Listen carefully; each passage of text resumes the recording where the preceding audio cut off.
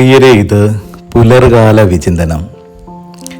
ഇന്നത്തെ ഈ പുലർകാല വിചിന്തനത്തിൽ നമ്മൾ ധ്യാനിക്കുവാൻ പോകുന്നത് കാത്തിരിക്കുന്ന മനുഷ്യൻ്റെ ജീവിതത്തിൻ്റെ അനുഭവങ്ങളെക്കുറിച്ചാണ്. ഒരാൾ എത്രത്തോളം ദൈവഹിതം തൻ്റെ ജീവിതത്തിൽ പൂർണ്ണമാകുന്നതിന് വേണ്ടി കാത്തിരിക്കുന്നോ അത്രത്തോളം അയാളുടെ ജീവിതം അനുഗ്രഹമായിട്ട് മാറും. ഒരിക്കൽ ശ്രീബുദ്ധനും അദ്ദേഹത്തിൻ്റെ ശിഷ്യൻ ആനന്ദനും കൂടെ ഒരു ഉച്ചവെയിലിൽ ഇങ്ങനെ വല്ലാണ്ട് പൊള്ളി തപിച്ചു വരികയാണ്. പടർന്ന് പന്തലിച്ച് നിൽക്കുന്നൊരു വൃക്ഷത്തിൻ്റെ ചുവട്ടിൽ വിശ്രമിക്കുവാൻ കയറിയപ്പോൾ അദ്ദേഹം തൻ്റെ ഭിക്ഷാപാത്രം എടുത്ത് നീട്ടിയിട്ട് പറഞ്ഞു, ആനന്ദ, തൊട്ടരികിലൂടെ ഒരു പുഴ ഒഴുകുന്നുണ്ട്. നീ ആ പുഴയിൽ പോയി എനിക്ക് കുടിക്കാൻ ഇത്തിരി വെള്ളം എടുത്തുകൊണ്ട് വരണം. കേട്ട മാത്രയിൽ ഗുരുവിൻ്റെ ഭിക്ഷാപാത്രവും എടുത്ത് ആനന്ദൻ പുഴയുടെ തീരത്തേക്ക് ഓടി. അയാൾ പുഴയുടെ തീരത്ത് ചെല്ലുമ്പോൾ തലേ ദിവസം കാട്ടിൽ പെയ്ത ഉഗ്രമായ മഴയിൽ ആ പുഴ വല്ലാണ്ട് കലങ്ങി ഒഴുകുകയാണ്. ആനന്ദൻ കുറച്ചു നേരം ആ പുഴയുടെ തീരത്ത് നോക്കിയിരുന്നു. ഇത്രയും കലങ്ങിയ വെള്ളം എങ്ങനെയാണ് ഗുരുവിന് കുടിക്കാൻ എടുത്തുകൊണ്ട് ചെല്ലുന്നത്? അയാൾ വെള്ളം തേവാതെ തിരികെ ഗുരുവിൻ്റെ അരികിലേക്ക് ചെന്നു. ദാഹിച്ചു വരണ്ട ചുണ്ടോടുകൂടെ കാത്തിരിക്കുന്ന ബുദ്ധൻ ആനന്ദനോട് ചോദിച്ചു, ആനന്ദ, നിനക്കിതുവരെ വെള്ളം കിട്ടിയില്ലേ? അപ്പോൾ അദ്ദേഹം പറഞ്ഞു, ഗുരു, കാട്ടിൽ ഇന്നലെ പെയ്ത മഴയിൽ ഈ പുഴ വല്ലാണ്ട് കലങ്ങിയാണ് ഒഴുകുന്നത്. ആ കലങ്ങിയ വെള്ളം എങ്ങനെയാണ് അങ്ങേക്ക് എടുത്തുകൊണ്ട് വരിക? അപ്പോൾ ബുദ്ധൻ പറഞ്ഞു, ആനന്ദ, പുഴ തെളിയുവോളം നിനക്കൊന്ന് കാത്തിരിക്കാമായിരുന്നില്ലേ?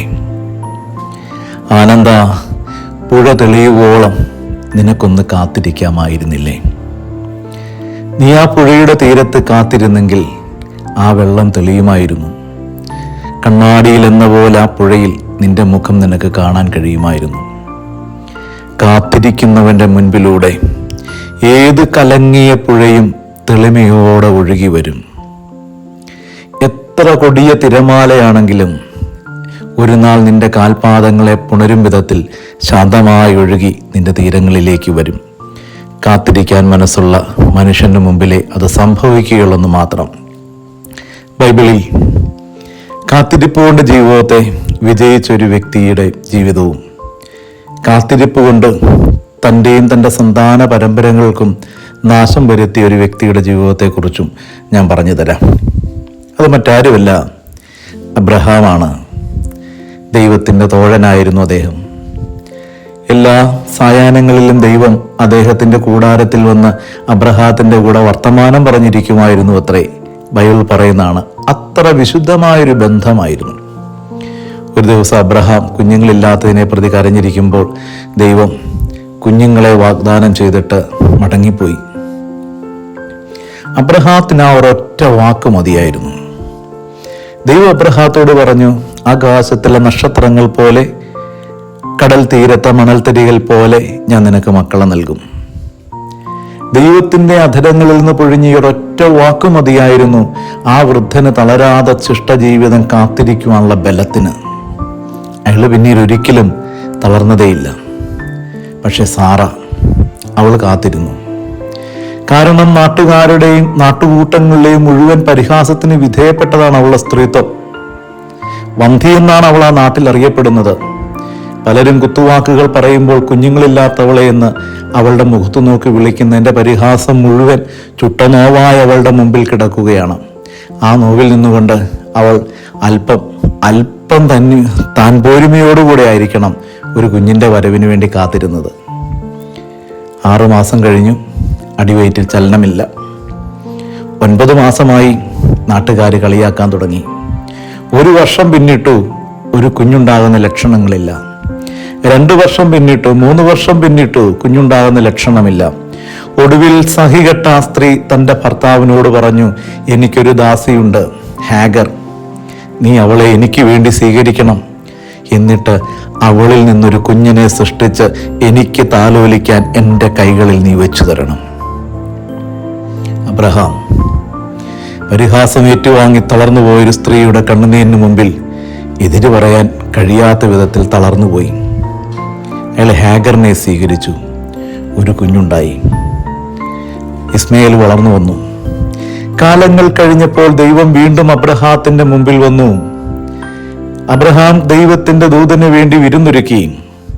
ഒടുവിൽ ഭക്ഷണവും കഴിച്ച് മടങ്ങിപ്പോകുന്നതിന് മുമ്പ് ദൈവത്തിന്റെ ദൂതൻ പറഞ്ഞു, അടുത്ത വർഷം ഞാൻ ഇതേ സ്ഥലത്ത് ഇവിടെ വരും, അപ്പോൾ നിനക്കൊരു കുഞ്ഞുണ്ടായിരിക്കും. സാറ പരിഹസിച്ചു ചിരിച്ചു. ദൈവത്തിന്റെ ദൂതൻ പോയി. പ്രിയപ്പെട്ടവരെ, 25 വർഷങ്ങളുടെ കാത്തിരിപ്പിനൊടുവിൽ സാറ ഗർഭിണിയായി. അവൾ ഇസഹാക്കിന് ജന്മം കൊടുത്തു. പിന്നീട് അതേ സാറ തന്നെ ഇസ്മായേലിനെയും അവൻ്റെ അമ്മയെയും നിർബന്ധിച്ച് മരുഭൂമിയിൽ ഉപേക്ഷിക്കാൻ അബ്രഹാത്തെ കൊണ്ട് നിർബന്ധിച്ച് മരുഭൂമിയിലേക്ക് പറഞ്ഞു വിടുകയും ചെയ്തു. പ്രിയപ്പെട്ടവരെ, ഇസ്മായേലും അവൻ്റെ അമ്മയും മരുഭൂമിയിലേക്ക് നാടുകടത്തപ്പെട്ടു. ഇസഹാക്കിന്, നിങ്ങൾക്കറിയുമോ, ഇസഹാക്കിനും അവൻ്റെ വംശത്തിനും പിന്നീട് ഇസ്മായേലും അവൻ്റെ വംശവും എന്നും ശത്രുക്കളായി മാറുകയായിരുന്നു. ദൈവമായ കർത്താവ് ഒരു മനുഷ്യന്റെ ജീവിതത്തിൽ അനുവദിക്കുന്ന അനുഗ്രഹത്തിന് വേണ്ടി കണ്ണിൽ എണ്ണയൊഴിച്ച് രാപ്പകലുകളോടെ നിനക്ക് കാത്തിരിക്കുവാനായിട്ട് പറ്റുകയാണെങ്കിൽ നീ ദൈവത്തിന്റെ കൃപയിൽ വളർന്നു വരുന്ന മനുഷ്യനായി മാറും. ദൈവം നിന്റെ ജീവിതത്തിൽ അനുഭവിക്കുന്ന അനുഗ്രഹത്തിന് വേണ്ടി കാത്തിരിക്കാൻ കഴിയുന്നില്ല എങ്കിൽ നാളെ നീ നിന്റെ സ്വന്തം ബുദ്ധിയിൽ ആലോചിച്ചെടുക്കുന്ന ഒരു തീരുമാനം നാളെ നിനക്ക് നാശമായിട്ട് മാറുകയും ചെയ്യും. സാറ സ്വന്തം ബുദ്ധിയിൽ ഉദിച്ച ആശയമാണ് അബ്രഹാത്തെ കൊണ്ട് ചെയ്യിപ്പിച്ചത്. പക്ഷെ പിന്നീട് അവളുടെ ജീവിതത്തിലേക്ക് അത് വലിയ നാശങ്ങൾ കൊണ്ടുവന്നു. അവളുടെ ജീവിതത്തിൽ മാത്രമല്ല, അവൾ ആറ്റുനോറ്റുണ്ടായ കുഞ്ഞിനും അവൻ്റെ തലമുറകളുടെയും ജീവിതത്തിൽ അത് നാശമായിട്ട് പടർന്നു. അതുകൊണ്ട് പ്രിയപ്പെട്ടവരെ, ദൈവം അനുവദിക്കുന്നത്ര കാലം കാത്തിരിക്കുവാനായിട്ട് നമുക്ക് കഴിയണം. കാത്തിരിപ്പിനോളം വലിയ പ്രാർത്ഥന ഈ ലോകത്തില്ല. നിങ്ങൾക്ക് കാത്തിരിക്കുവാൻ കഴിഞ്ഞാൽ ഒരു നാൾ നിങ്ങളുടെ മുൻപിലൂടെ ഏത് കലങ്ങിയ പുഴയും ശാന്തമായി ഒഴുകി വരും. ആ വെള്ളത്തിൻ്റെ തെളിമയിൽ നിങ്ങൾക്ക് നിങ്ങളുടെ മുഖശോഭ കണ്ടുമുട്ടാൻ പറ്റും. പ്രാർത്ഥിക്കാം. യേശുവേ, അനുഗ്രഹത്തിൻ്റെ കൃപയെ ഒരിക്കലും എന്നിൽ നിന്ന് എടുത്തു മാറ്റരുതേ. ഈ പ്രഭാതത്തിൽ കാത്തിരിപ്പിൻ്റെ ബലം നൽകണമേ. കാത്തിരിപ്പ് പ്രാർത്ഥനയാണെന്നുള്ള വരം എന്നെ പഠിപ്പിക്കണമേ. ആമേൻ.